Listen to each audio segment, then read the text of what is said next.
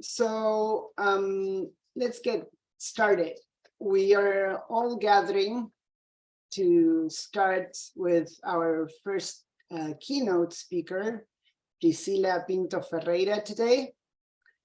And we are at the Liviana 2022, which is the third Liviana event. This is the third time we put together this online conference.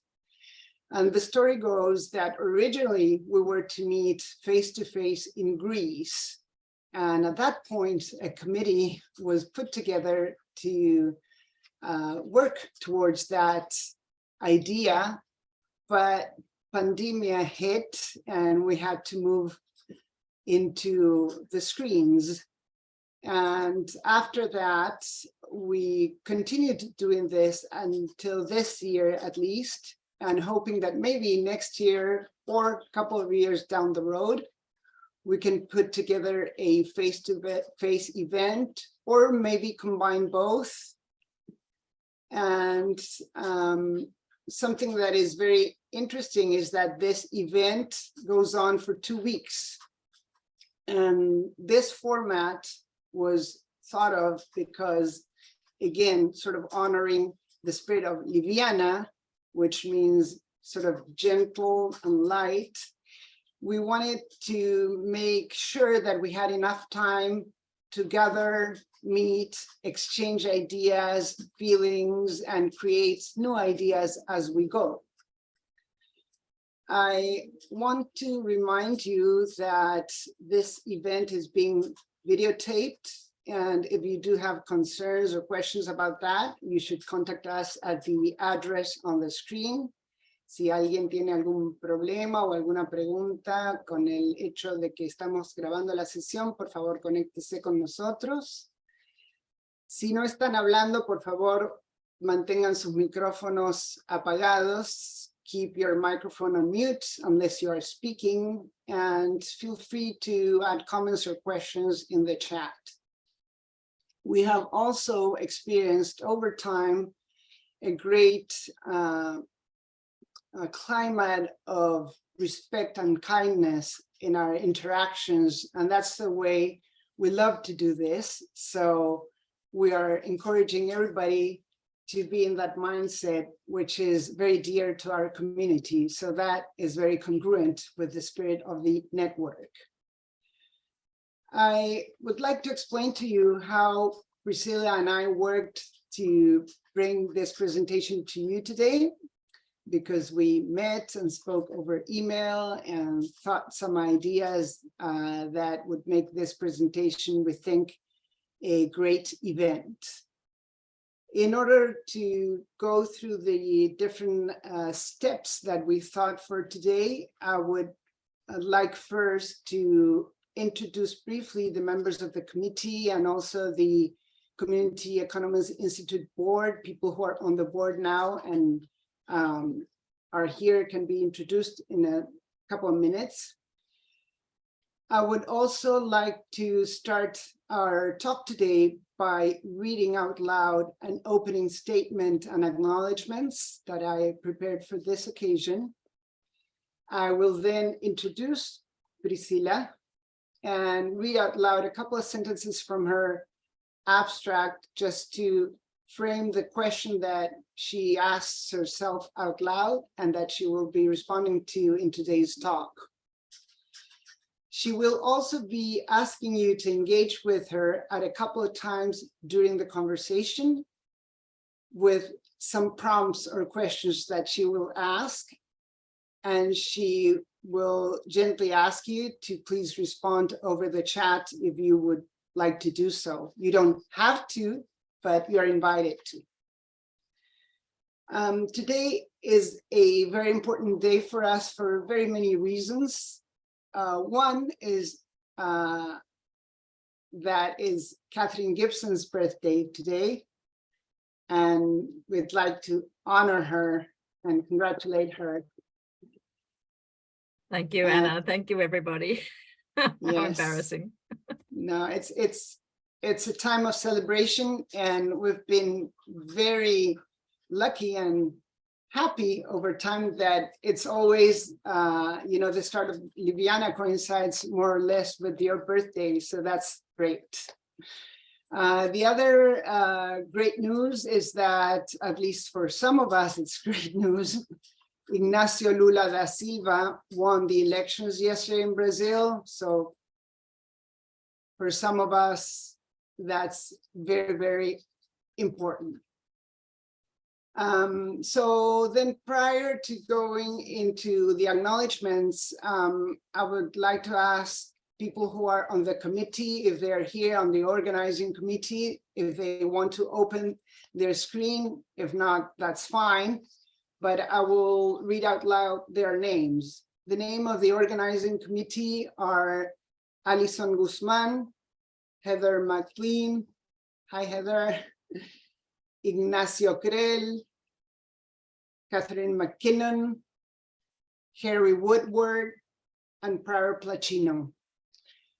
Thank you to all of you, because it's been a great experience and a new experience for all of us, because this year the committee has been formed by people from different languages, regions, expertise, and disciplines. And that dialogue has been very, very enriching to all of us.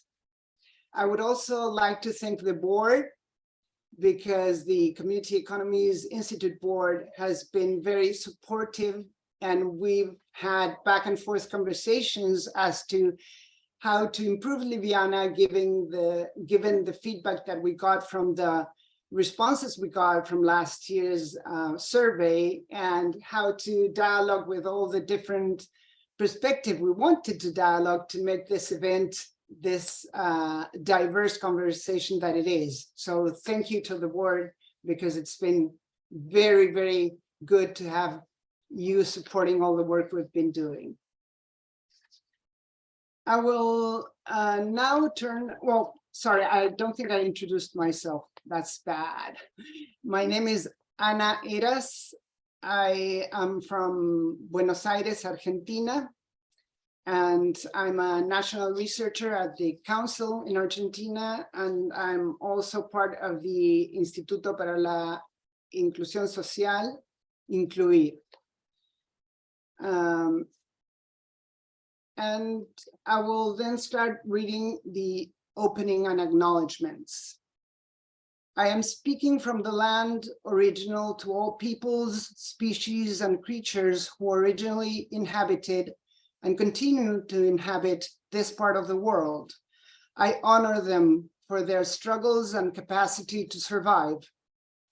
I am acknowledging the lives of the Querandíes, the Guaraníes, Mocovíes, the Wichi, the Mapuche, the Coya, the Aymara, the Aguitas, Pílaga, Charrúa, Chané, Huarpes, Tehuelche, Onas, Com. I also acknowledge the lives and history of African and African descent peoples brought involuntarily here by slave traders from places known as Angola, Congo, Mozambique. Close to 70,000 enslaved people were brought to this land during the end of the 18th century.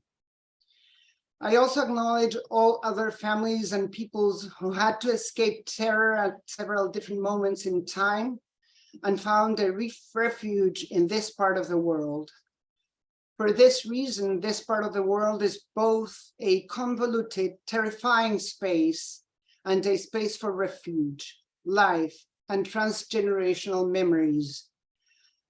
I acknowledge this, and I acknowledge this land is a land inhabited by humans and more than humans of the world whose lives were put at risk several times over the centuries and still are put at risk. One of such situations is the genocidal practices perpetrated by the last military government in Argentina. There are still trials to the murders going on. There are still families who are looking for the places where their beloved ones were assassinated and buried. And there are still more than 200 grandchildren appropriated by people who murdered their mothers. The grandmothers of Plaza de Mayo, las abuelas de Plaza de Mayo, are still looking for those grandchildren. They have recuperated so far 130 grandchildren. Their work and the silent work of many others who fight for justice, life, and the right to live well is here, there, present, every day and everywhere. So amongst all terror, there's always life. Pier Paolo Pasolini, the Italian artist, activist, and intellectual, wrote his column in the newspaper entitled Chaos Against Terror during August 1968 until January 1970. And he spoke about the capacity of life against the terror of genocidal practices and death. In his view, creative chaos is always there, always in the making, and for that reason, it always brings us hope. We add that creative chaos and life is everywhere, all the time, pushing for the beauty of interdependent care. And this is the kind of work we are committed to acknowledging and doing and performing in our network. A work that can support us in our several different ways of being in this world, with all creatures alive and with the memories of all pasts we want to acknowledge as a network. So we invite you to express your thoughts and feelings or acknowledge your land or the people who you would like to acknowledge in the chat, and we'll collect that afterwards. Remember that if you do so, we will bring that together as a collage later on. It is now my pleasure to introduce Priscilla Pinto Ferreira. Priscilla defines herself as an African descent Brazilian-born scholar and activist. She currently works at the Geography and Latino Caribbean Studies Department since fall 2021 at Rutgers University in New Brunswick, the United States. Her research focus is on Afro-Latino geographies, Afro-Latina geographies, and her research interests are urban inequality, intersectional feminism, Black geographies, and favela movements in Brazil. Her dissertation in 2018 was called City of Goddesses, from a space of necessity to a place of politics. And she continues to work on the work she did at that point to publish a book manuscript that she's working in. She's been in touch and she's been studying the community economies research framework since a long time ago. And part of that study and understanding was conceptualized both in her master's thesis and her PhD thesis. And she has told me that she's very happy to be in dialogue with this perspective and other perspectives she brings forward, and that she will be explaining today for us to listen to and engage with. She's currently working on a book manuscript with a community woman organizer in the favela Cidade de Deus, City of God. And as Priscilla told me, the book Tia Lucinha, Biografia Política de uma Organizadora Comunitária, is not about Lucinha, but is co-authored with her. The full name of Lucinha is Ana Lucia Pereira Serafim. Some of the recent publications of Priscilla are Encounters in Black Feminism, Feminist Geographies That Ache and Bond. Another one is Racial Capitalism and Epistemic Injustice, Blind Spots in the Theory and Practice of Solidarity Economy in Brazil. She also publishes in Portuguese, her mother tongue. For example, Diversidade Econômica e Geografia Negra, and also Policiamentos da Caixa de Pandora da Branquitude. So those are some of the titles and themes that Priscilla has been exploring.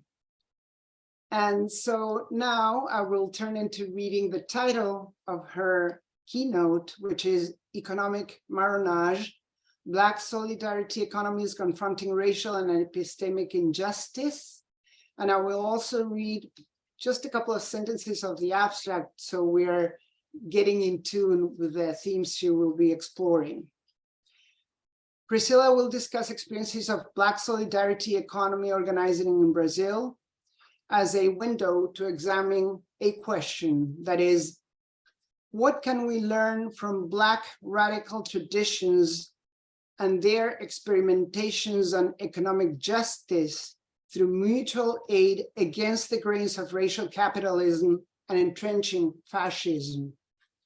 She will reflect on the role of scholars of economic justice in ending racialized economic injustice, and she will suggest ideas on how to engage activist scholarship guided by the principles of solidarity economy and racial and epistemic justice.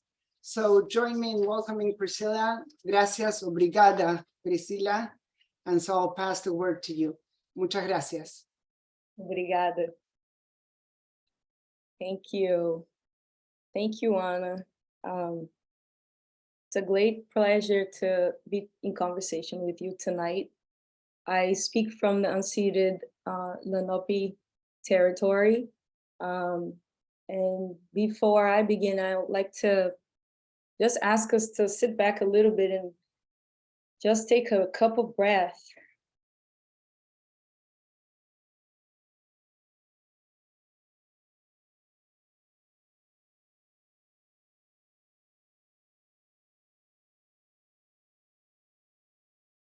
I'd like to ask permission from my ancestors to share just a little bit of what I've been learning with them, with my comrades, to share a little bit of what I've been learning alongside them about the lived tactics of Black survival, as well as like to also ask permission to my white-bodied ancestors and comrades in the struggle to share a little bit of what I've been learning with them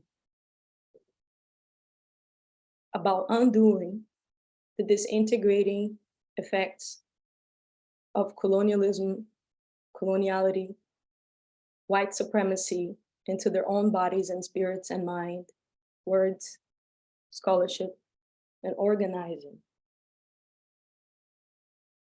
I'd like to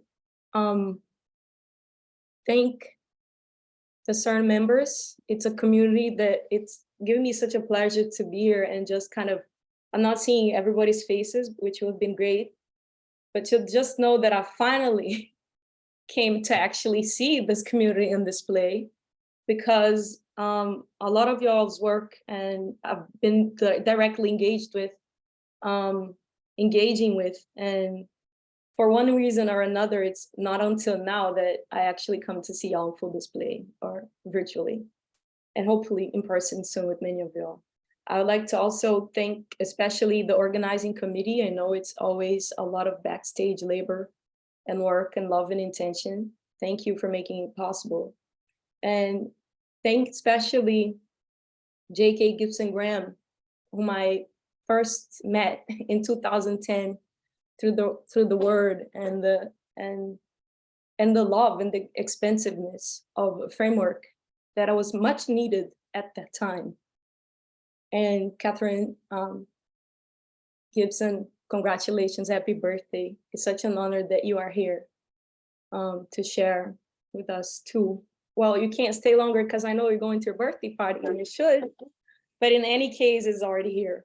And then I also wanted to acknowledge and thank my colleague, Kevin Martin, who's been such a great support at this time, and, you know, being a I guess a somewhat troublemaker, organizer, scholar in academia right now. And with that, I wanted to see and thank everyone for listening. Let me share my screen. Let me jump right in here.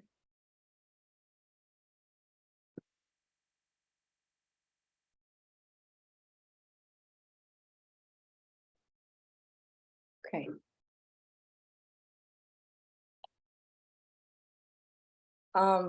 I'll probably organize like, are you seeing my screen? You see yourselves on the screen? Okay, because I'm We trying can to. see your screen Okay, quite well, thank you. okay. Why is it not going forward? Okay. So I think I had initially anticipated taking a different, different approach from what I'm going to be doing now. But since yesterday with the elections, I feel like it's just been, it's just turned upside down. And so this might sound a little bit very much in the flow, which is what I'm feeling out with my people. I also wanted to say that this is sort of a work in progress, is a paper that I'm working through. I'm not going to read the paper. I'm going to do MC popular education style as always. But I'm working through a paper, trying to bring together most recent readings I've been doing on the prison abolition industrial complex, particularly Black feminist organizers' readings and also scholars in the United States, and try to create dialogue and bridges with the literature and organizers on the ground in Brazil. And I've been trying to grapple with some of these questions that are kind of newer to me, but in terms of thinking about the prison industrial complex, but also that it speaks a lot to me at the intersection of thinking about mutual aid and solidarity economy, as both in Brazil, other places in Latin America, and also in the United States. I guess I would say that a foundational understanding of in the literature and organizing around the against the prison industrial complex and abolition and transformative justice is that this is not just about defunding the police, or just about the movement of Black Lives Matter, or just about destroying racial capitalism, but it is also a fertile process of millions of experimentations to build this other world of freedom and emancipation. And so I've been, trying to understand, looking at the previous experience of the people on the ground I've been working with, and what I've seen more lately here also in the United States, to think about how is it that sort of thinking about diverse economies, Black solidarity economies, and the literature around and organizing around anti-state Black violence, how can we think about the ways that Black radical traditions have already been organizing to meet both material and emotional needs through their struggle and in their struggle? What are some of the examples of Afro-Brazilian community praxis of abolition and transformative justice? Mutual aid. In Portuguese, we don't say mutual aid so much as we do, in the Latin American tradition, solidarity economies. I wanted to ask you to take a look at this picture and just say either on the chat or here, what's happening here? What do you think this gathering might be?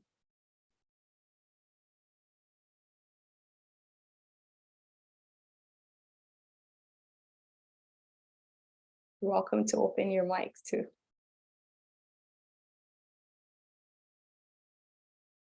Anyone on the chat? Revolution. Mariana says it's a revolution. Kevin also said a lot of determined people. A lot of determined people. That's Kevin's comment. Okay. More like an entire population.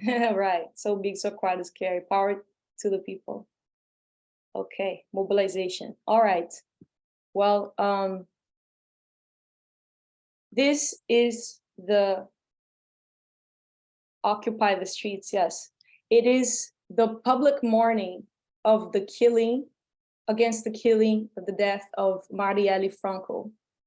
Marielle Franco is the city councilwoman, a socialist, Black, queer mother, who in 2018, in March 2018, only about 3 months after Bolsonaro had taken power, she attended an activity that was titled after Angela Davis' quote work.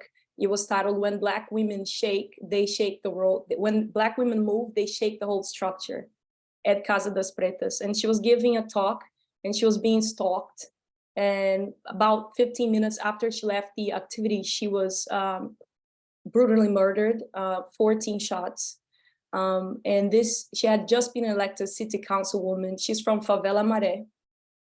And this is the day after, is the public mourning, hundreds of thousands of people on the street. This is Cinelândia, and this is the house, the city hall.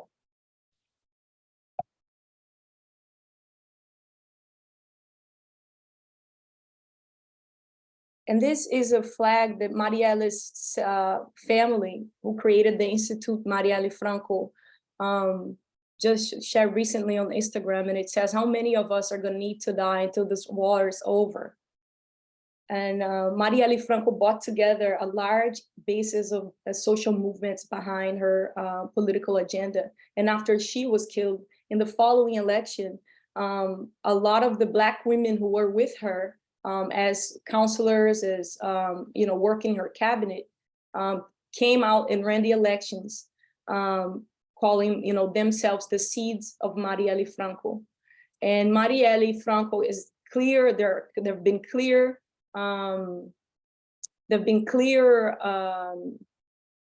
evidence that the ordering of Marielle Franco is politically motivated and related to the militia organizing behind all the three Bolsonaro's sons, who are all politicians in the state of Rio.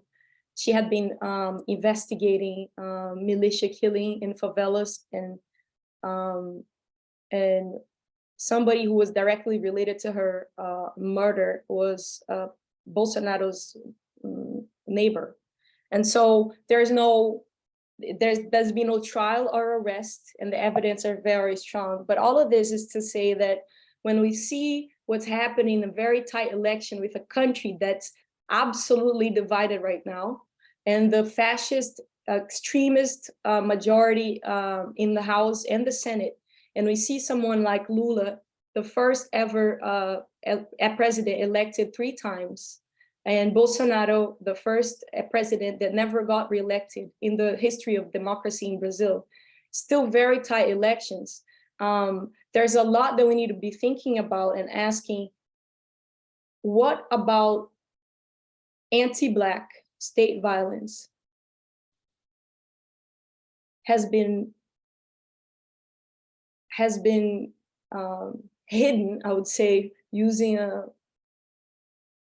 J.K. Gibson Graham's framework, has been hidden under the iceberg, and what has been revealed through the organizing and the struggle, particularly of Black women electorally and as well as on the ground.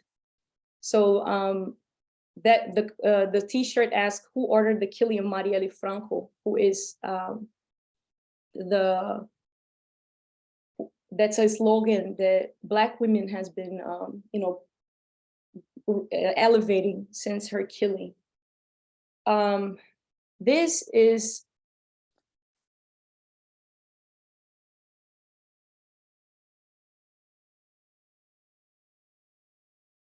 Bolsonaro yesterday had released a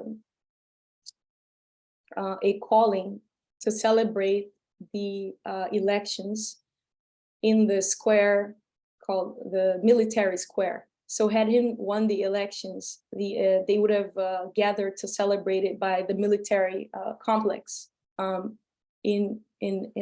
was the calling for the city of Rio de Janeiro. This is Praça 15.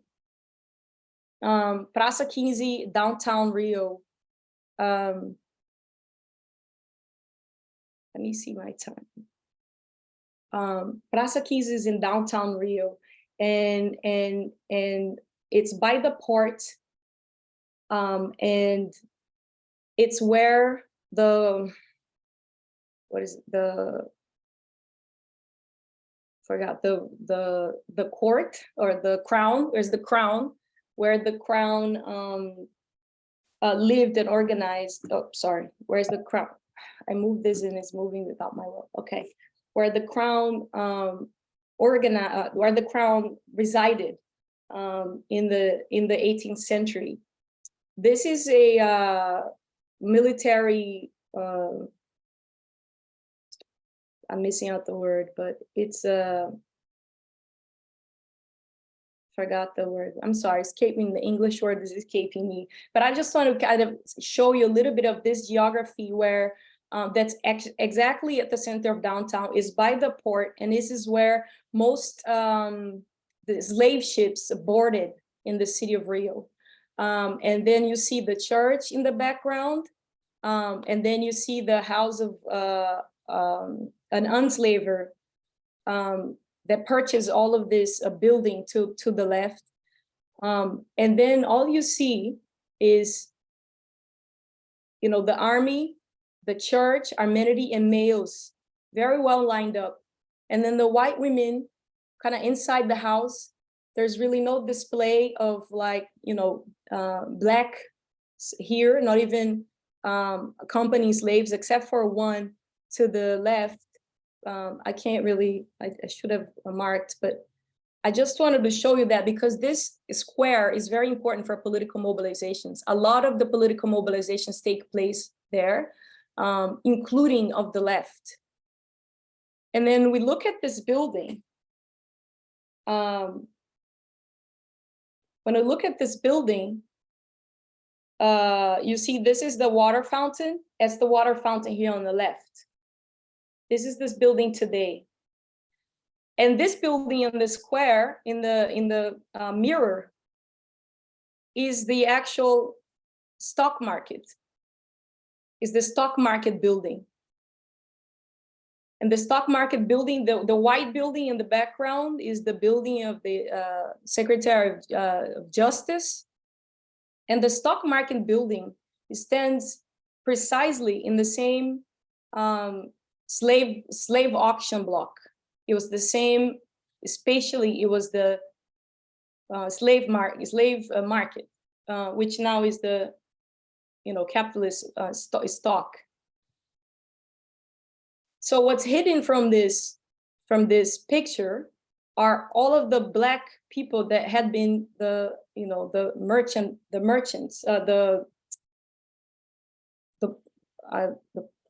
I'm missing out the words today, had been the products of commercialization, right? So when we look at, when we're talking about how to think about the leftist politics today, and when we look at even the ministries that we have, Lula, Dilma, even the leftist ministries, all the representatives are 95% out of 100 are white. So when we try to investigate racial capitalism, and we're trying to investigate the breaks of representative democracy in a place like Brazil, and all across Latin America, really, there is usually the questions of, you know, where are the political agents? Where are the economic agents that are hidden? How has the people, the divided people of Brazil and the poor, including the poor people of big cities in Brazil, accepted the radicalization of fascism today?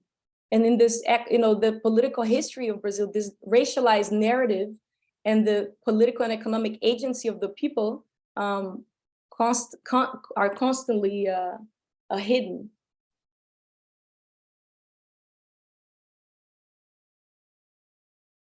I wanted to,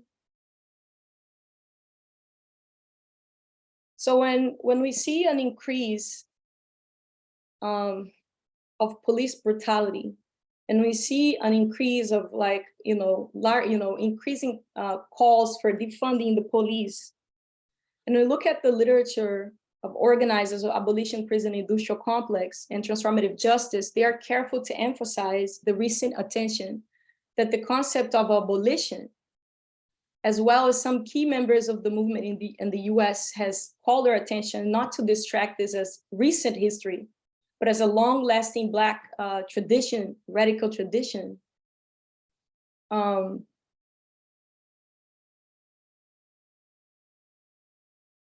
We see that these organizers around the origins of abolitionism understand this not only as a refusal of heteropatriarchal racist subjugation and punitivist state control, but also as imaginative work and the fierce organizing of life-building, life-affirming livelihoods and institutions that dates back centuries.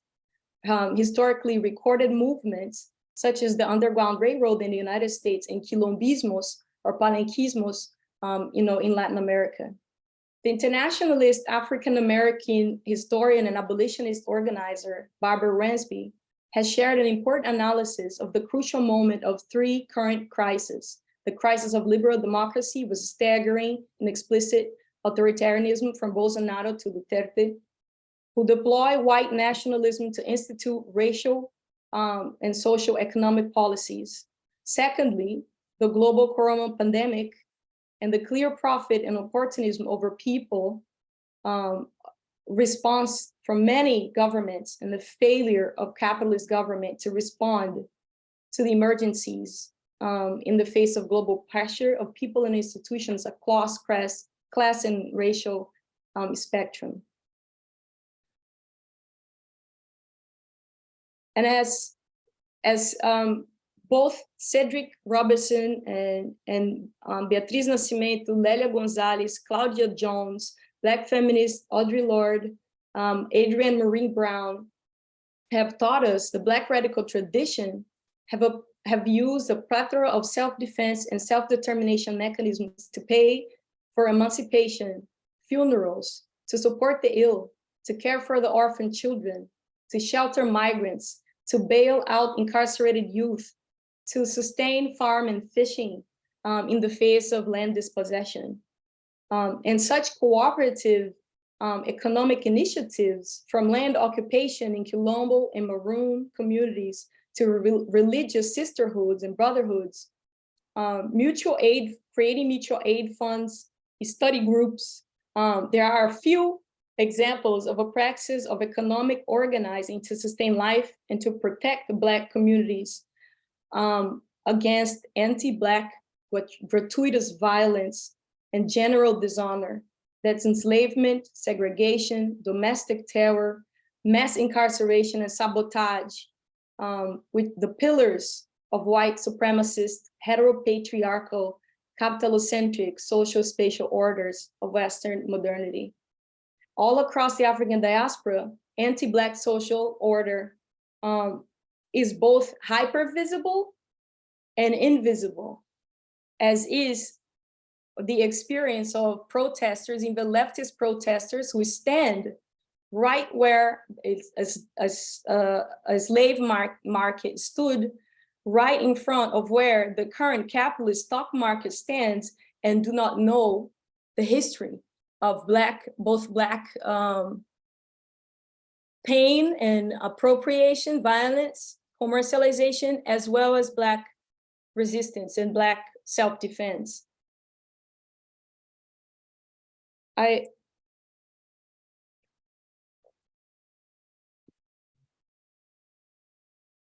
And in this sense, I draw a lot on the framework of Christina Sharp and the wake work analytics.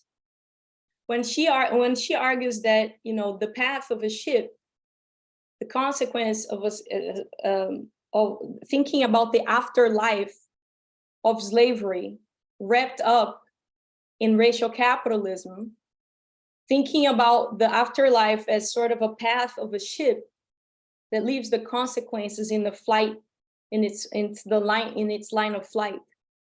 Also, the wake is the work of vigil, the wake of watching the dead.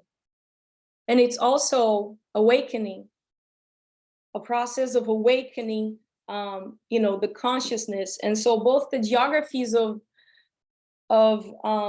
exploitation and dominance, as well as the economies and the geographies of awakening and consciousness, a form of marronage to survive and to create, including creating both subjective and material tools that are experimented under the radar, engaging forms of relationality, of community building that's antithetical to the technologies of anti-relationality, a spectrum of queerness, a spectrum of non-duality, spectrum of non-binarism that's articulated and imposed by all of these systems of extreme violence. So in the wake, when we look at the slave ship and then we flow into the city, this is the occupation of the car. This car is called caveirão, which means the skull, like the skeleton in the Halloween. That's called caveira, and it's a symbol of death. These raid these communities on a daily basis, including the occupation of the army. And when we understand this, the army as the armed tentacle of the state, it's an effort against a non-national enemy. And we are talking about the occupation, the military occupation of favelas. We're talking about Black spaces being occupied because Black people are considered by the state enemy. That's the only reason how one can make sense of a domestic warfare so intense within majority Black spaces. So when we're talking about the marronage or economic marronage, and we are thinking about how to organize the systems of survival of intense creative means and how to capture them into a matrix that doesn't necessarily see them as productive or scalable or marketable. How to shift, like as the diverse economies framework helps us to see how to shift the lenses to see the multiplicity of schemes of like self-mutual aid that Black women put in place in favelas, and what is particular about Black solidarity economy, given a process of a racial state that actively attacks Black bodies, surveils and polices Black territories. What does it mean, and what is particular about a Black experience when we are talking about economic creativity, when we are talking about economic resources, when we are talking about economic management? So it's one thing when we look and see, we talk about domestic work, women performing reproductive labor. And then when we're thinking about Black women in favelas, how much extra labor might that entail to not only have to prepare, a child to become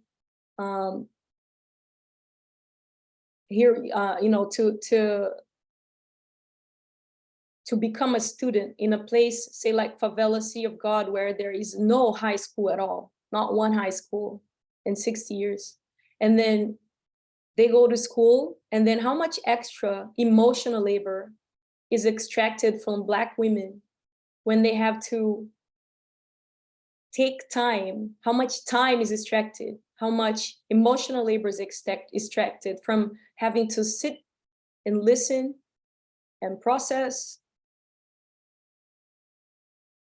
and explain and educate and embrace a child that is harassed on the way to school. These are tanks that attack at broad daylight, especially targeting in raiding of favelas in times of school are coming in and out. This is recurrent. So when we're talking about the collective courage, like Jessica Gordon Abraham also offers this interesting, important framework, is the preparedness, the economies of preparedness, the study groups, the, you know, the moments where they're coming together, trying to understand and articulate who can take care of whose children in which days of the week, depending on their work schedule. This is them, this is the, let me just situate this. This is the community center in Favela City of God. It's the first community center that was created, childcare created in City of God. There, this lady here on the right, on the left, she's one of the first families who were removed to City of God in the 60s during the military dictatorship. Again, the militarism, how to think about abolition and the abolition work that women have been doing under the radar. These families were forcefully displaced from the South Side, the white gentrifying South Side, Ipanema, those places, and removed in trash trucks to a housing project that was unfinished.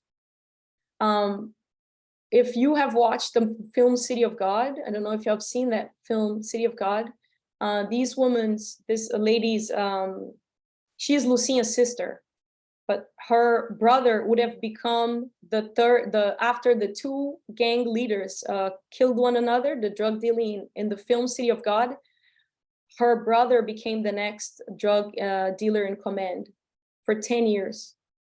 And it's by seeing the conditions under which the mother had to continue her work as a maid across the city, pay out of her pocket for transportation, and be removed to a new place where she knew no neighbors, that she saw her brother growing up and get involved in the drug dealing. So these are the stories, the Black history, the Black feminist histories behind the film City of God.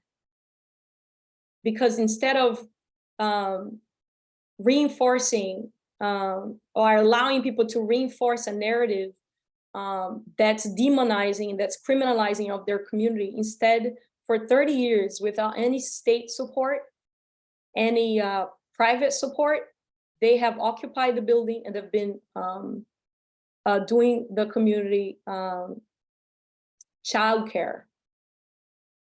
So it's both an issue, it's both self-defense, the preparedness, the labor that goes into that, and self-defense and self-determination. How to educate these boys and girls so that they're prepared on the way to school to encounter state forces. The way I met, can I just check the time, please? Because my phone died and I can't. Yes, you've been speaking for 30 minutes, 30. Okay. So. Good. Okay, I'm on time. Well, this here to the left is Lucia in yellow. Lucia Serafim, my co-author. She's the one who founded the childcare in City of God that remains to this day for 30 years. The two ladies sitting down are two priestesses of Candomblé. If you know what evangelicals or neo-Pentecostalism, the role it's been playing in far right, Congress and the militarization in the name of God, taking place not only in Brazil, but in many places in Latin America. And the sir to the left of Lucia is the current mayor, Eduardo Paes. And to his left is Paul Singer, like a known, he was the secretary of the Ministry of Solidarity Economy created under Lula. This was the inauguration of the community bank, City of God, in 2010. These are the stamp of the women in the currency. But I'm just bringing this picture because he was in the mayor for 8 years, from 2008 to 2016. And now he's back being the mayor. Eduardo Paes also ordered the occupation. He also created a program called the Pacifying Police Unit, which was the police occupation of favelas. For a reason, this community bank was placed in favela City of God. And also the Solidarity Economies program took place in 3 other favelas. Favela Maré, where Marielle Franco was from, Santa Marta, and was it Rocinha, I believe. So then you see the movement of a state that on the one hand occupies militarily this majority Black territory, and on the other hand takes every opportunity, including the opportunity of a progressive federal government who was creating a solidarity economy program to create solidarity economy backed programs in these favelas. What called my attention is that I was interested in solidarity finance. And when I went to City of God, all of the women involved in this program were Black women.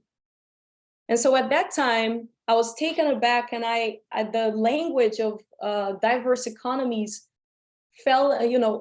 worked out for me so quickly, because I had come from a history of youth organizing.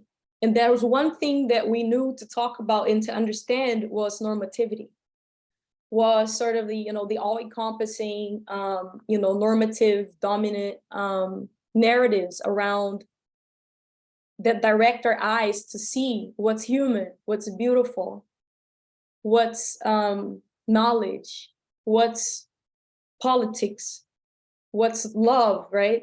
And when I came to the framework of solidarity economies, I thought, okay, this sounds very similar to what we've been thinking about in terms of, Black frameworks. But why is it not there? Why is it not clearly there? I hadn't as much myself an influence from feminist and queer literature at that time. But because it was so clear to me how we had been talking about a world and a life and socialities that existed underneath the iceberg of white supremacy, and that it was present, that it was vibrant, that it was appropriated, co-opted, used, abused, disposed, but ever present. And it had its own scope and scale and tactics and knowledge building and community building and forms of relationality that were vivid and present. And so when that framework came to me, I was like, all of this is organizing we have been doing as just Black students, we're actually, economic agents. So that gave me an extra framework. Like, we're not just political organizers, we're actually economic agents. We're actually economic producers of knowledge. We actually have Black community economies. It's not just about the lack of what's not there. Okay, lack of public policies. There's clearly a presence of public policy here. The mayor is there. The police car is raiding the community.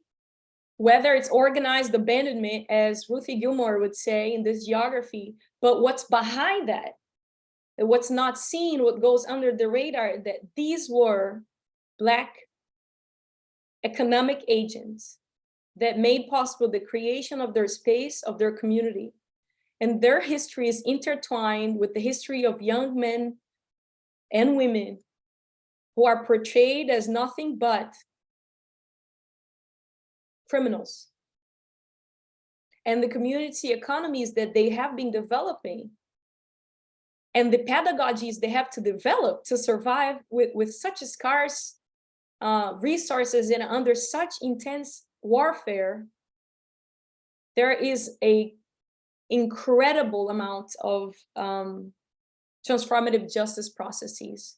Everything from being like, okay, the UPP, the Pacifying Police Unit, They attacked our governance. They attacked the way we dealt with conflicts in the community, because before we saw, you know, young men holding heavy weaponry or doing something in the community, we'll go up to them and be like, I'm gonna call your grandmother, because these were not criminals. These were people's grandsons and children and beloved and students.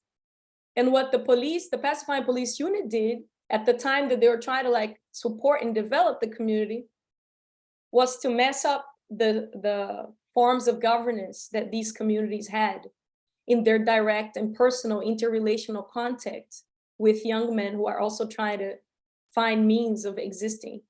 Right now, these men who had been also protectors of medicine, many of them incarcerated by that, are now in many ways also trying to organize cooperatively the protection of their market, because the more their dispensary around the world, the more it becomes a white business, while our youth are still incarcerated for being medicine protectors in many cases.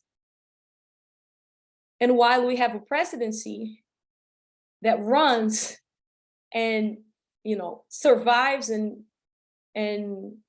expands the accessibility of destruction weapons to everybody, really, but attack targetedly in very racially differentiated ways Black spaces and Black community.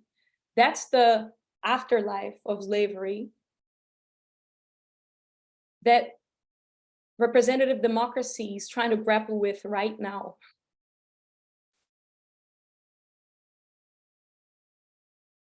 To close, I think I'll take another 5 minutes just to mention that the same mayor who you saw on the picture also was the mayor during the World Cup and the Olympics. And he was responsible for the forceful displacement of millions of Black people.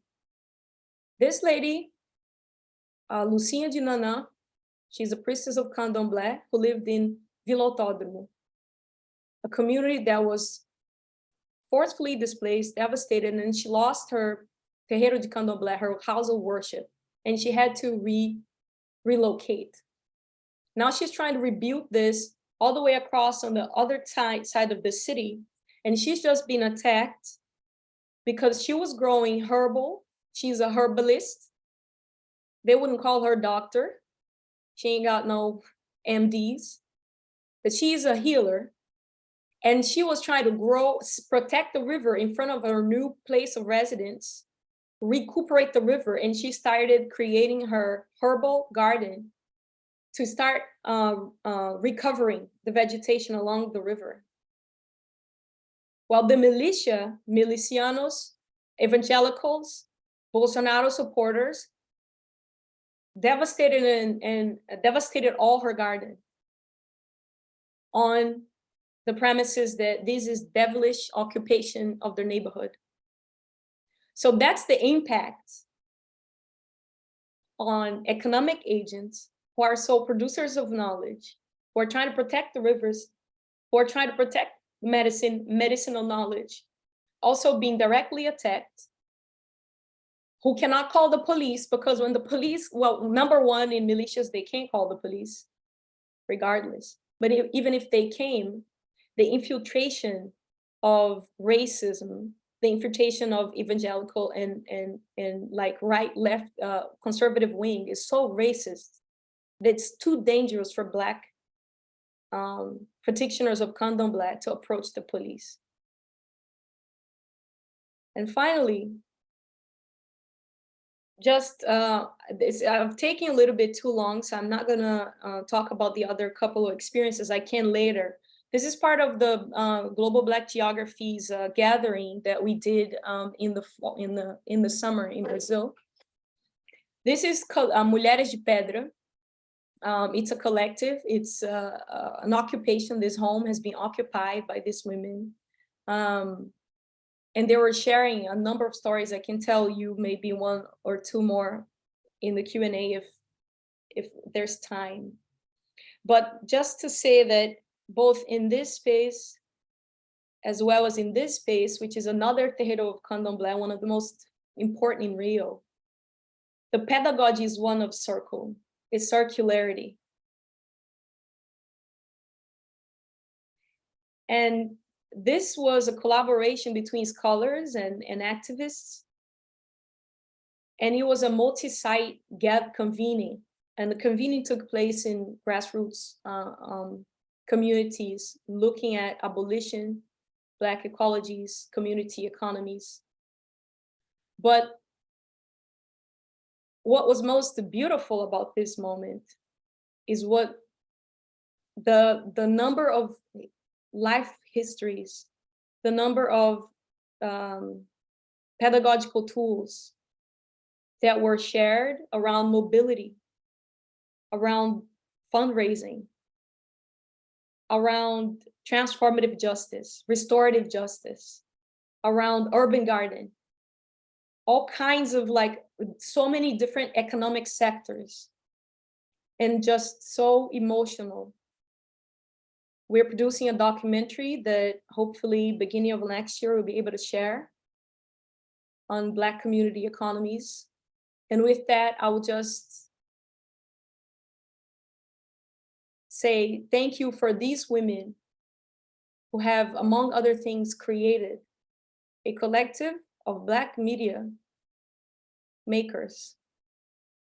And they recorded, they took upon themselves 6 women with their own equipment. They took upon themselves the task of protecting the narratives about the life of our sister Marielle Franco, because at the time she was getting attacks from everywhere as a defender of human rights, being a defender of criminals. And so they filmed and created a very beautiful film. I'm going to share their subtitle. I'm going to share the subtitle. It's called An Ocean of Marielles. And the ocean you saw in the first picture, that's an ocean of Marielles. And these seeds, they sprout everywhere they land, everywhere across the city, everywhere across the country, everywhere across this hemisphere and across the Atlantic Ocean. Thank you so much for offering a language of love and perception that has been so useful for me to even share with the women the word community economies, which is one with which they identify very quickly. Because in Brazil, favelas are called communities. When people say, I'm from a community, that means I'm from favela. And so when we talk about community economies, we're talking about favela economies. And it's an identity as economic agents that they embrace full-heartedly and very quickly. Thank you so much for the work that you've been doing, and I hope to continue in conversation.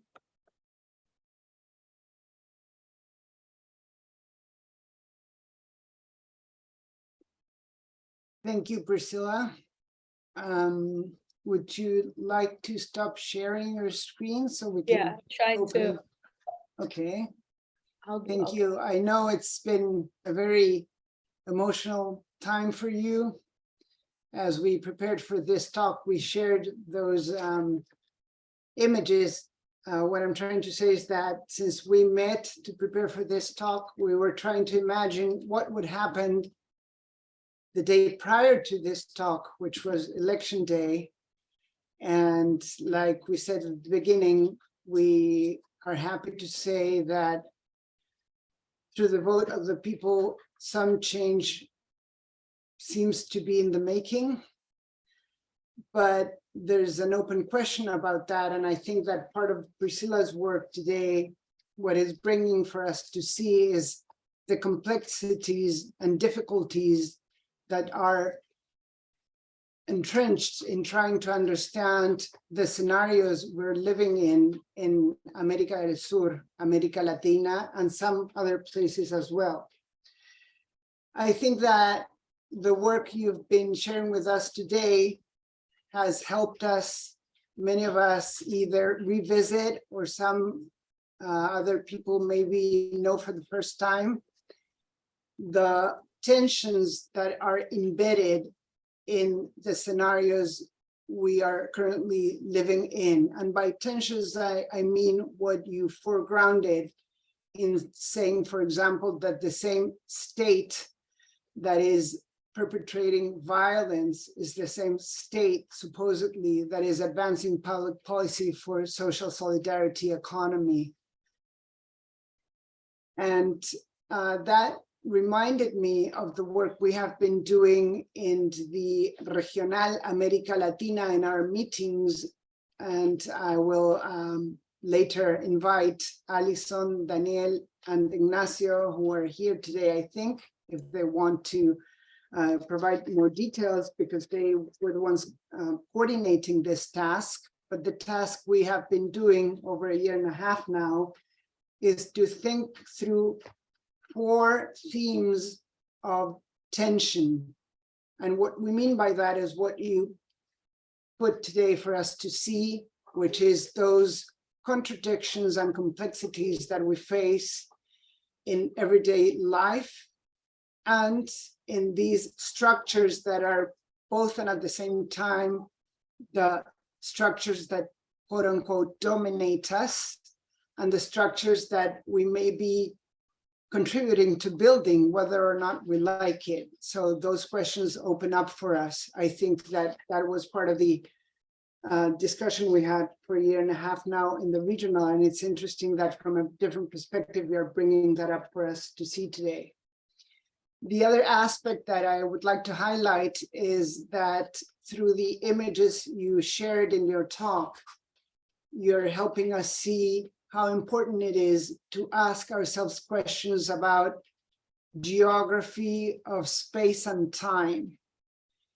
It's important that when we look at the places, for example, in the city of Buenos Aires, downtown Buenos Aires is similar to the picture you've shown us, where there's a fort and a church and the ayuntamiento, but also there's a very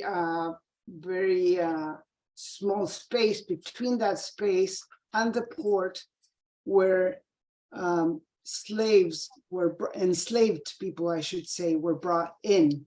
So that speciality and geographicity, as I once said, of history that is sort of compressed in time is visible through images. And I think that's a very important step that we can discuss if people would like to engage with that discussion.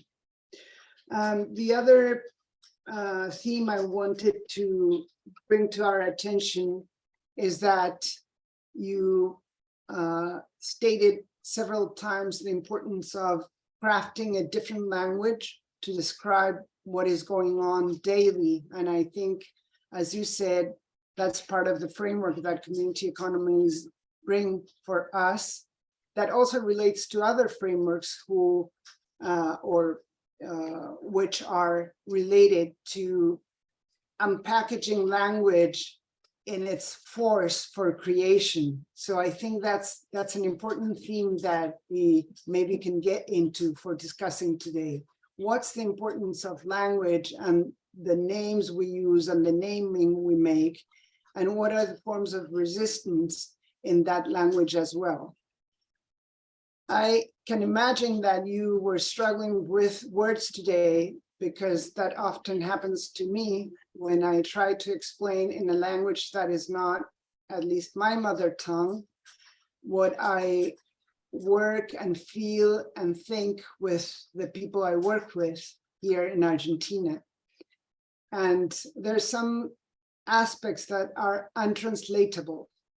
And it's good that we know that and that we acknowledge that, and that if anything, we struggle to come up with the words we need or the concepts we need to craft.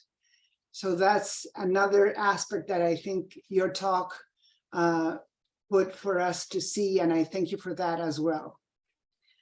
I also want to acknowledge the courage that takes, like I said at the beginning, to be speaking today, because like I said, I think that for many of us who've been and still are under terror and have experienced terror in our families and have lost dear ones to genocidal practices, it's very hard to find the words to speak about that after such an emotional day as it was yesterday. And so I thank you for your capacity to bringing forward the ideas and also feelings that are part of your work. In closing my comments, I'd like to bring our attention to maybe think together about the hidden practices as you talked about them. The practices that are hidden in two senses or two respects. One are the practices that are prosecuted, and I will use the word assassinated now. And on the other hand, there's the practices that survive, and close to the practices that are being killed, those practices are being born. It may be difficult for us Western minds to have that notion in mind and in body, but I think I'm making a plea for us to think in those two tracks at the same time as we discuss what Priscilla brought for us. So with this, passing the word to whomever would like to take the word, asking questions or comments. I will also review the chat in the meanwhile, so I can bring comments, but if anybody would like to open their mic and express their thoughts, they're welcome to doing that. Gracias.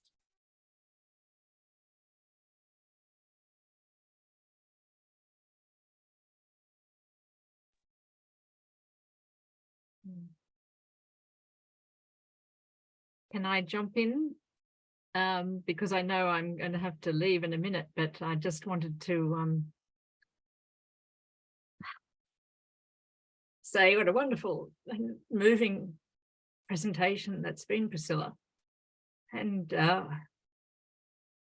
just feeling the presence of the violence that you have to live with and others live with in Latin America and other parts of the world.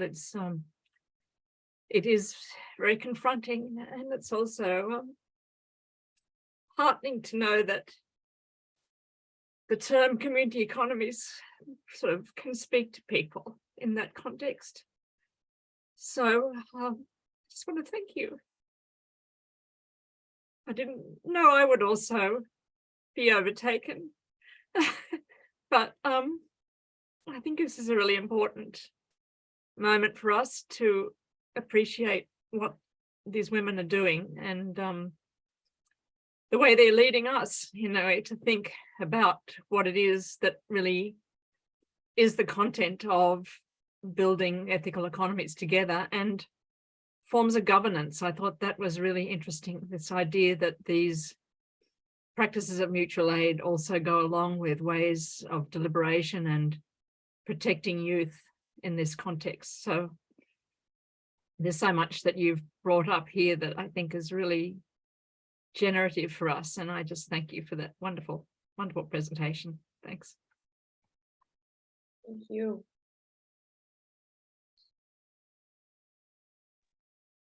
Thank you, Cass. If people would like to take up the word and open their mics and express their thoughts and feelings, you're welcome. It'd be nice to hear the voices.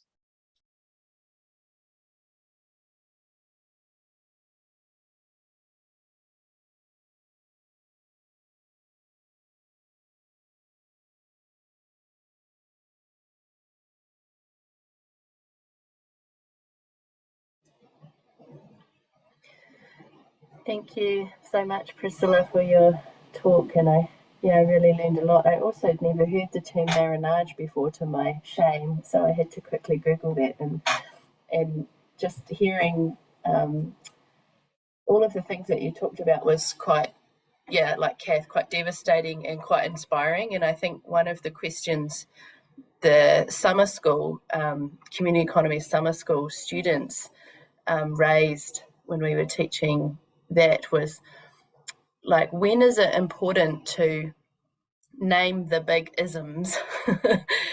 And when can we use a sort of strategy of bringing visibility below the iceberg and sort of ignoring, or not ignoring, but downplaying those isms above the waterline.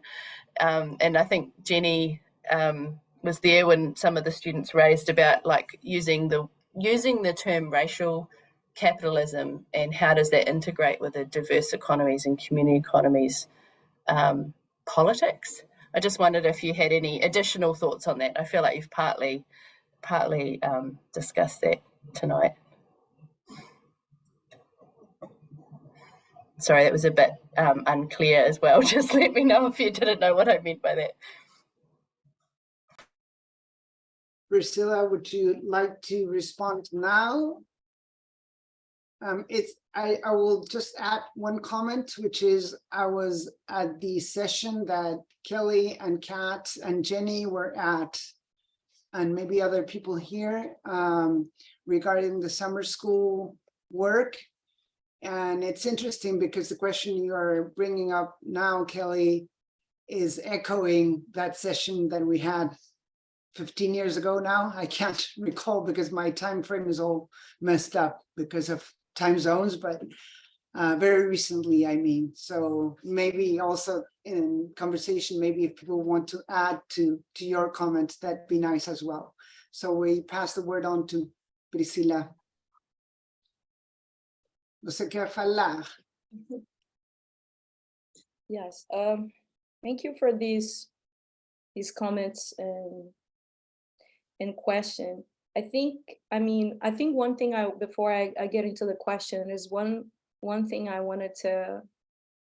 forgot to say, which is why I started with the picture of the multitude or the crowd. And some people says a revolution. Some people said, today I showed it somebody else and they said, that's Lula, celebration for Lula, from yesterday. But that was a public mourning. But the reason why I included that is because today, since yesterday, all through Instagram, all through the social media, Bolsonaro supporters are posting luto. Luto means mourning, like mourn when somebody dies, like the mourning. I don't know if I'm pronouncing this right, but I never know the morning, afternoon and morning. Like it's the same sound, though the meaning is different. That's so confusing in English. Right. But they're writing luto. Right? And the folk and every people who are I don't want to say Lula supporter, but the non-Bolsonaro supporter, the people who've been reacting to his deadly politics, have been quoting and quoting him on their pages, and they're quoting and unquoting something he said during the COVID. And then people are questioning him, like his deadly COVID politics, his irresponsibility, the fact he never gave a mourning day to the almost 600,000 people, Brazilians who died. And when people question him, like on public TV or on camera, he said, why are you weeping so much? What can I do at this point? It's a global pandemic. I'm not a fucking grave digger. Like, this is a quote unquote, I'm not a fucking grave digger. E daí? Eu não sou coveiro, so what? I'm not a fucking grave digger. And so it's really powerful to all of us to be thinking about the deadly politics that are behind racial capitalist politics. that is portraying itself as nationalism, as family, as God. And so how to bring together, I guess, the framework of racial capitalism and diverse economies, right, was a question.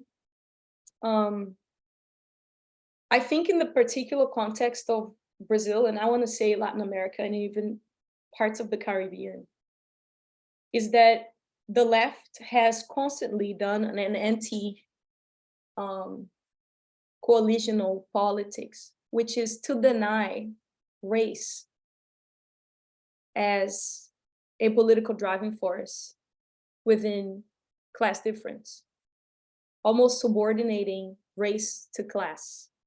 So class within leftist, progressive, Latin Americanist schools of thinking and organizing, class comes first. So I think what the framework of diverse economies helped me was to kind of, in a way, expand a little bit away from the opposition. But it's either like, you know, Black traditions will say race come first, leftist kind of, you know, leftist progressive, you know, popular struggles would say class come first. And that didn't take none of us anywhere. So I think it gave me a little bit of an expansive way of thinking about normativity. What is at stake here? And that's why I want to talk about abolition. What's at stake is policing. It's not the police, it's policing. It's the policing of identity, it's the policing of language, it's the policing of bodies, it's the policing of what counts as knowledge, what doesn't, it's the policing of, you know, who has the valid knowledge, who is the expert, it's the policing of how much this or that should earn, depending on what, you know, the policing of the knowledge that they have. That's why I also talk a lot about epistemic injustice. Is the policing of what love is and what love shouldn't be, is the policing of what women should do with their wombs and their bodies, is the policing of the rules. Okay, so that's what I'm talking about. And I think like Ruthie Gilmore's, you know, geographer, African-American geographer, Ruthie Gilmore is a, you know, long-standing abolitionist prison industrial complex, says there, you know, it's not an add-on adjective. There is no racial capitalism that's not capitalism. But I think it does some kind of work to keep it there in a way that it's juxtaposed. Not to say that, you know, to move away from the framework of premise, what comes first, but to reinforce it's over-determination, it's double rearticulation. It's not double, it's actually multiple when we're talking about heteropatriarchy that really is an axis within the white nationalism and over-policing that we're seeing now. So, you know, when we're talking about, okay, now that we have a progressive government, what's gonna happen? Like what's new? What's new under the sun? You know, and so unless we help them understand that what they're doing with their progressive, so-called progressive leftist policies goes hand in hand with the militarization of majority Black spaces. So we want to know, when we say defund the police, what's going to happen to those funds? And who is going to intermediate those funds? Do we need intermediates? Because scholars and experts and researchers of solidarity economy, they got 90% of the budget from the National Ministry of Solidarity Economy in Brazil during the Workers' Party. They were the consultants, you know, while the women were working on the territory, like literally doing the mapping of like both like trying to navigate drug barricades, not drug barricades, like stop points, drug stop point barricades, to navigate and talk to merchants, you know, explain to them the social currency. Like it takes some social capital to even have entry into those spaces. Not to mention the emotional labor to navigate through, like, you know, this is broad daylight, drug like commerce, in front of schools. I mean, so if you're not from there, but because one owns and has, you know, degrees, they get the bids for the research projects, basically, from the government through their industrial nonprofit complex, the intellectual industrial complex. If we don't abolish that, you know, the policing of what knowledge counts, how can we actually have the agents of these economic knowledge production around economics be in, you know, any reasonable fair standing with the scholars of political economy? Left to the right and to the left, all across the spectrum. I don't know if I fully answered your question, but yeah. Thank you, Priscilla. This session was planned for an hour and a half, but we framed the Zoom for 2 hours just in case. But we are approaching the first hour and a half, just reminding us that that's the time frame. But given that a lot went over the chat, maybe people would like to open their mics and read what they wrote or comment or bring in some new thoughts in response to Priscilla's response now. Or Jenny, you have your hand up. Would you like to go? Gracias. Sure. Kia ora koutou, and kia ora Priscilla, and thank you for such a really powerful insight into the work that you're doing and the work that the women are doing in those communities. And I suppose, I mean, you talked about the emotional labour that's involved and how important it is to recognise that emotional labour.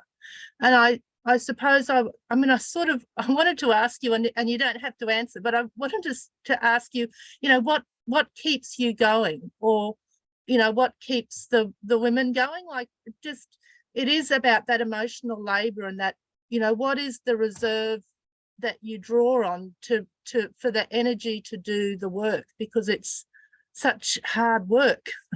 But I can also imagine there are, you know, moments of intense joy and pleasure in the solidarity of being together.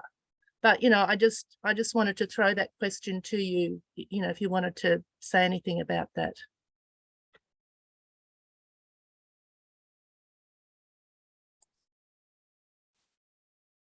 I actually asked them this exact question the first time that I was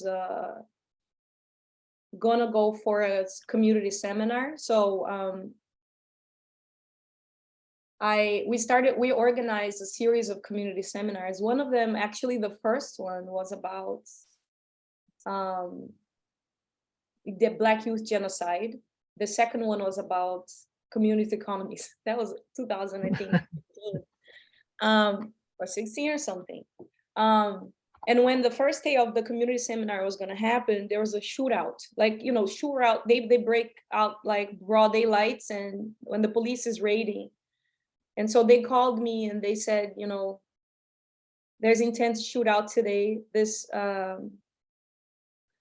And Priscilla, who had the same name as me, got killed. So we don't know what's going to happen. Priscilla was actually, sorry, yeah. So this young lady got shot, and she was of the family of, you know, some influential family in the neighborhood, so to say. And I said, and they were organizing their cooking in the kitchen that you saw. They received some donations from like leftover like restaurants, and they upcycle it. Let's just say it. The alchemy in the kitchen of the upcycling, and they were cooking to serve lunch during the community seminar, and the shootout broke. And I was like, well, are we gonna cancel? Should we cancel? Let's cancel this. And they're like, well, We told the kids not to come, we told the families not to come, but we are in here and we're gonna keep cooking. And I'm like, what? Like the shootout, like literally they're surrounded by points of contention. And they said, you know, maybe nobody's gonna come tomorrow, but today it was a Friday, we're gonna keep cooking. Because if we stop doing what we must do, there's just no life gonna be left. Because if we're gonna wait until no gratuitous open violence is raged against this community, this is gonna be our everyday life. We're just gonna be completely paralyzed. And so they held it on, they kept cooking, and the next day, the first seminar, we had 35 people, 8 a.m. on a Saturday morning, to come talk about youth genocide. And they came for the community economy talk too, the following Saturday. Thanks. It is a matter of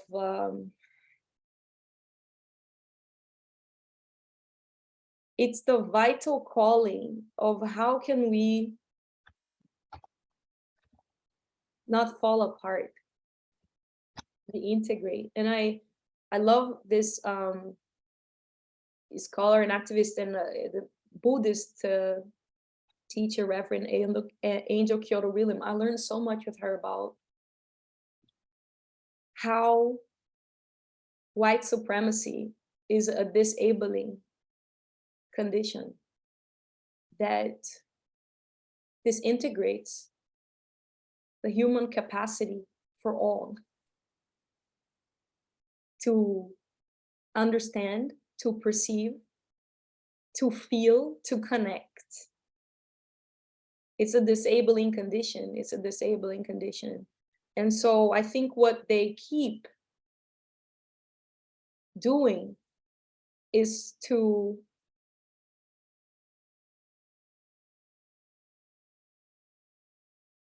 intentionally mend the brokenness of their heart condition, their spiritual condition, their social condition, to be whole.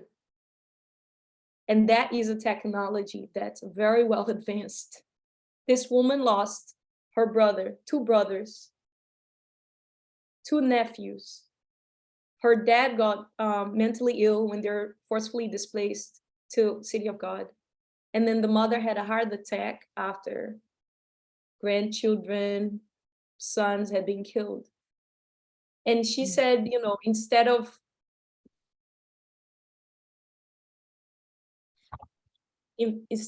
subduing, I am only left with one possibility, which is to sustain life. So I think it's a technology of survival that Black radical traditions have maintained, that all peoples are to learn.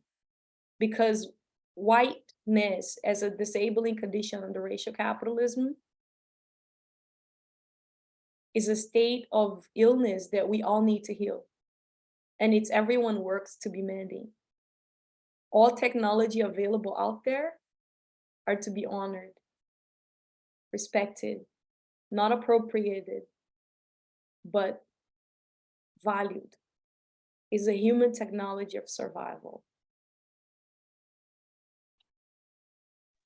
Thank you, Priscilla. Yeah. Thank you. I'm going to read some of the comments in the chat. Thank you so much, Priscilla. So much appreciated. Beautiful, rich, and inspiring talk. Thank you so much. Thank you. So complex, so beautiful, so powerful. Very generative, of ideas. Thank you so much, Priscilla, for sharing these powerful and moving reflections. Thank you very much, Priscilla. Maria Di Franco, presente. Priscilla, thank you so much for your wonderful, moving, insightful talk. Someone that had to go, I have to go, but she left you a comment. So I think we're getting to closure unless people want to say something else or provide a thought or a word or Inclusive si quieren hablar español, si no se sienten cómodos hablando inglés, we can translate, podemos traducir si necesitan. Si hablan portugués, Priscilla puede traducir también. Alison, you have your hand up. I do. Thank you, Ana. Thank you, Priscilla. Muito obrigada. It just got me reflecting this whole time, and I've learned a lot as well. So I appreciate your time and sharing with us your studies and your experience. And linked up to what Jenny asked about your work and how the women feel and how resilient they are, it makes me kind of reflect how, so I work with within an indigenous context in the west coast of Chile with indigenous communities, Mapuche Lefkenche. And in reality, this whole concept of solidarity economies, when I first started about 10 years ago, indeed was scary. Fear is never talked about when it comes to solidarity economies within a context of, within a global context, as a woman, as an activist, as a writer, as a poet, as a observer, as a researcher, and indeed it has been a big part of my work. And I wonder, in that case, from your perspective, Priscilla, if you can provide some, if you've reflected on how, interestingly enough, these solidarity economy framework, right, in certain areas could be almost a post-apocalyptic, situation, and that is where the knowledge is actually stemming and originating from, to be able to learn from that. I mean, I'm just wondering, I'm just reflecting on those kind of situations, because we've normalized suffering, we've normalized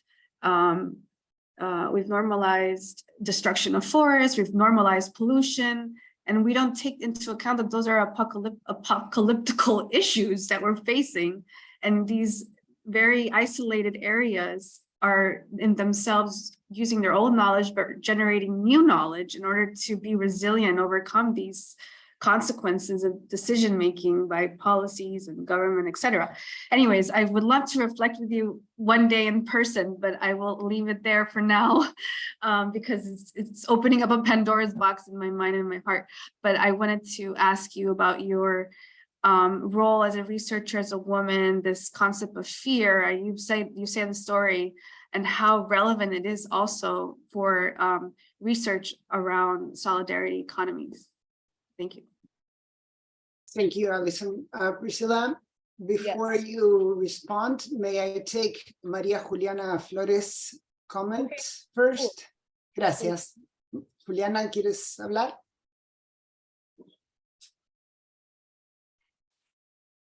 Okay, thank you, Anna. Thank you, Priscilla, for racializing the debate on communitarian economy and this network, and for using categories based on community, quilombo, or economía quilombola.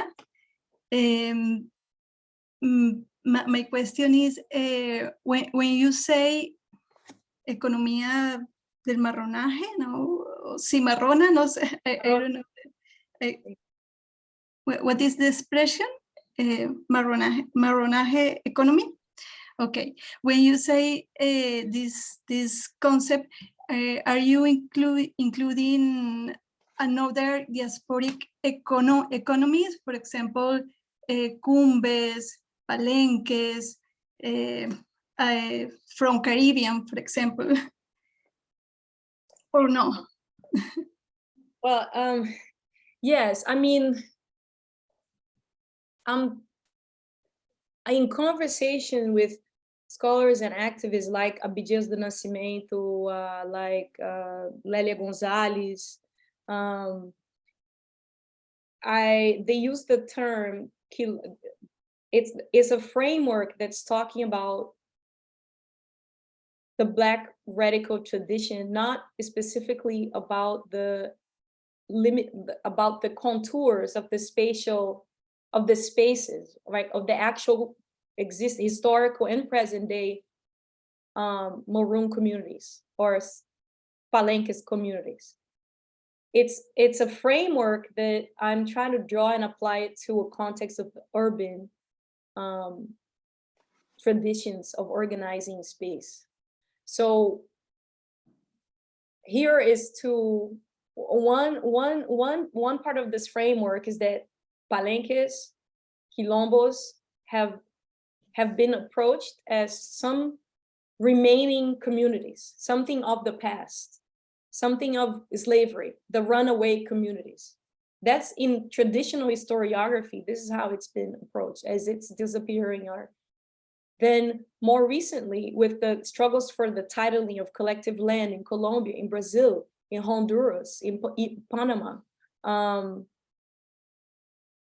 there's been a kind of unearthing, a revealing of the kind of the vibrancy of this knowledge, how this knowledge has carried on. Not only violence has had an afterlife, but technology and strategy have been carried on, but they're taking different shapes and forms. So when I say the marronage, economic marronage, talking about favelas in Rio, I'm talking about the ways that these hidden systems of self-governance are existing today.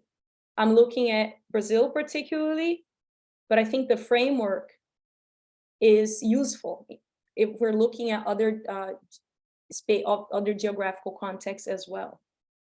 This is where my research is going now, actually expanding that scale, that geography.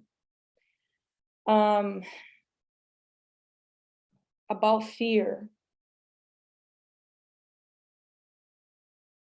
I mean,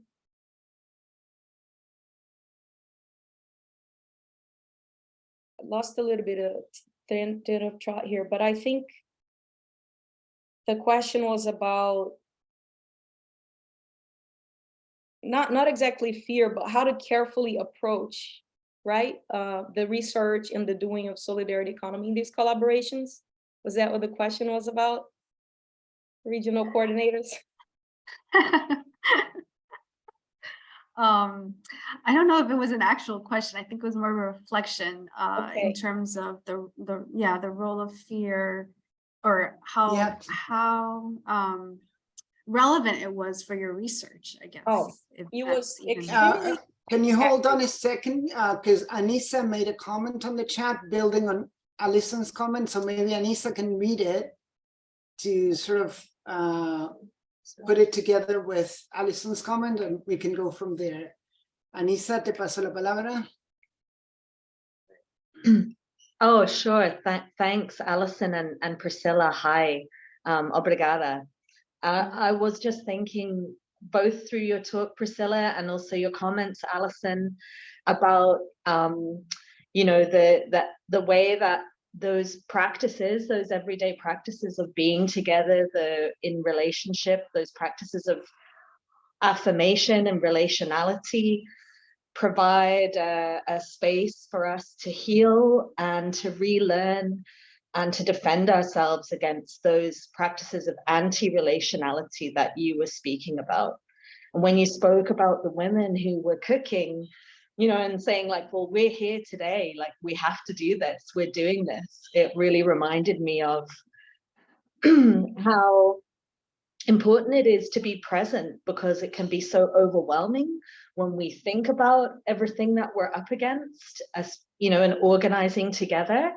And we can sometimes end up taking that out on each other in subtle ways that maybe we're not even aware of, because we've internalized so much of that pain and that violence. But by being together and working through some of those challenges through our, cooking and growing our gardens, how we are healing and building those new forms and those ecologies of relationship that we really need to is resilience against the sort of totalizing violence that sort of wipes out all of those rich practices.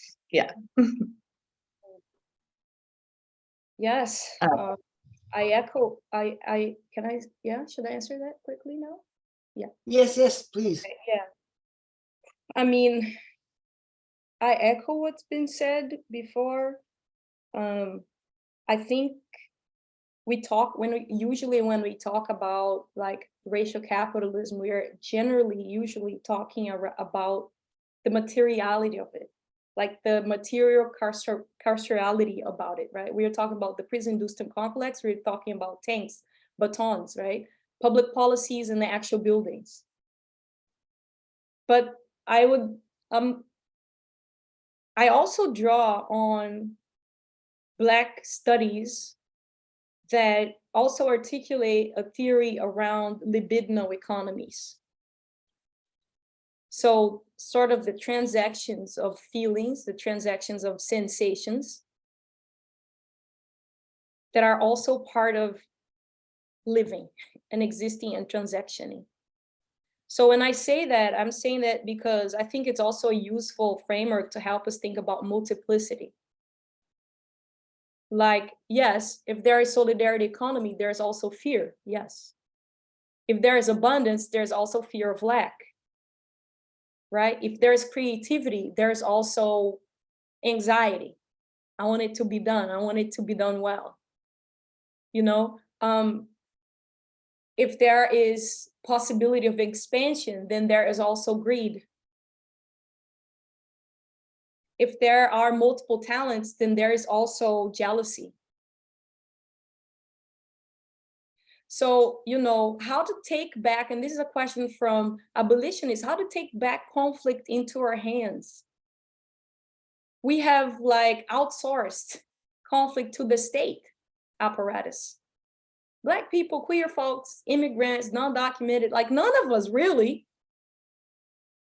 can totally outsource conflict. You know why? Because at the heart of all interpersonal conflict is internal conflict. Without inner change, there is no outer change. And this is no hippie talk here. Although I do learn a lot about racial capitalism with a Buddhist, Black and queer Buddhist teacher, Reverend Angel Kyoto Williams. So what I'm saying here is that the problem of duality, of anti-relationality, is that it wants to, it runs around the framework of monoculture. Okay, if you're a good thinker, you can't have no flaw. If you're a good dad, then you can't be a, you know, genocidal police officer. If you are a beautiful lover, then you can't be, you know, an authoritarian teacher. It's just try to like clean out. It's like, you know, the developmentalist, you know, cleansing of like human existence. It bears no, and how does anti-Blackness play into this and is folded into this, and it is in the heart and the minds and the writing and the work of each and every one of us, is because white supremacy has developed by projecting upon otherness and here I'm talking about Blackness specifically, but all kinds of, the whole matrix of othering, projecting to the outside that what is not good, what is not honorable, what is not certain, what's not calculable upon the other. So like Black in these arguments in Black studies is that Blackness is the antithesis of the human. And the good human, why is it that the fascists today, like Bolsonaro, his slogan is family, nation, and God, is the good citizen. So white supremacy projects all that's the multiplicity, the pluriverse of humanity upon Blackness. So like it can't hold the tension of like achievement and fear and lack, you know what I mean? So it's like the Black subject, that's upon which I'm going to project lust. And then I need to surveil reproduction of Black women, the queen mothers of the, you know, social, you know, and then I project upon Black male fear. And then you need an entire police apparatus to control that fear, because I can't hold the tension of dealing with my own fears as a white-bodied person being conformed through systems of power of white supremacy, right? If I fear that there might be lack, then the other is the competitor, is the threat, is the thief, right? And so the police apparatus that we say today, it has a policing apparatus, the libidinal economy. The prison industrial complex has a libidinal economy underneath it. And there's going to be no savior, no Lula, no Bolsonaro. No one going to save us from that. That industry is here. It's the industrial works of building from within out. The mechanisms, the pedagogies, the assessment metrics, right? The timeliness to reframe, to undo white supremacy from white-bodied peoples. That's like, it's relational. It's not work for Black, for folks of color to do. It's relational. And there's no way in, there's no way around, there's no way under. We can only work through this. And so lastly, just talking about how to hold all of that complexity as a Black, queer, Latina, immigrant, scholar in the United States, working with people in favelas or, in Brazil and, queer women around, other places in Latin America. How did that affect my scholarship? Well, I started doing this work, like I said, in 2010. My first publication was like 2019 or something. And then my latest publication has as part of its content an argument that it's not about publish or perish. That's the racial capitalist intellectual, intellectual complex. To me, and how I've been working, it's about flourish and publish. It's not publish or perish. It's flourish with the people. It's maturing the seeds, all the political seeds, the imaginative cells, all the imaginative seeds, the resourcefulness. And then from that, writing emerges. Like right now, I feel like my fingers can just like write away. I can type away. You know what I'm saying? I feel like every day I'm just typing shit away and it's just so much. Like I need time to like organize this because it's a sprouting, like the spring has come. You know what I'm saying? Does that give me an anxiety about what's gonna happen to Tanner or whatever, whatnot? Only if I'm not taking back my time. You take back the economy only by taking back our time. Like we need to run on our own clock too, you know what I mean? Including our political clock. That's it. I did run on fear, of course, but I developed with the people the mechanism to know that I'm publishing this book. It's going to be my first co-author book with this woman who's trusted her life. We changed publishers twice until we finally have the first publisher who was a woman who is 82. She's herself editing, editor-in-chief in conversation with us. She created the first Black publisher in the country on her own means, and she survived military dictatorship shutting down her publisher. That's where it's going to come out. How much does that going to count for Tanner? I don't know, but it's certainly what I should have published before I die. Yeah, so thank you all. And I want to especially thank my grandmother, my white-bodied Nordestina, if you accompany the election, you know what I mean, from Bahia, who was a founder of the Workers' Party. I just found her campaign flyer from 1992. Dona Damiana, a white woman who at the age of 14 ran away because she was in love with a Black man who was 19. My grandfather, they had 10 children. She was illiterate. She was a campesina, farmer. She had 10 children. We never met anybody in neither of their families beside them because they were never able to reconnect. Mm. In the 1988 Constitution of Democracy, they changed the provision such that illiterate people could vote and could run for office. In 1992, she was in first grade and she ran for office, the city council, and she helped to elect the first city council person in the country. Her campaign Absolutely solidarity economy reign. I was 10 years old and I know that we fundraise by selling food, by doing barbecue, by playing soccer and doing, lotteries, by painting her t-shirt campaign. That was campaign funds. It was not time of like fake news. It was door to door. It's the word of mouth. It's truth, y'all. So this goes to her, my grandmother. We have won. We can breathe again. We can breathe. We can breathe. We can all breathe. Thank you. Thank you, Priscilla. Buena Damiana, inspiration for all of us. Gracias. Thank you. Bueno, vamos a ir cerrando esta sesión de hoy. Gracias por una charla magnífica, muy inspiracional. Great inspirational talk. Thank you for all the comments as well. Thank you for being there, thinking with us. We had imagined, Priscilla and I, that this would be a space of connecting, thinking out loud, imagining together, and we think it worked out. Creemos que funcionó bien la propuesta y les agradecemos. También me parece un excelente step towards our next keynote speaker, Dr. Stephen Healy, who will be giving the second keynote speech next week. The title of his talk is Psyche and Survival in Times of Climate Breakdown. And somehow in your talk, you ended with Economía libidinal economy, which I thought it was a good segue to his talk. So that's pretty amazing as well.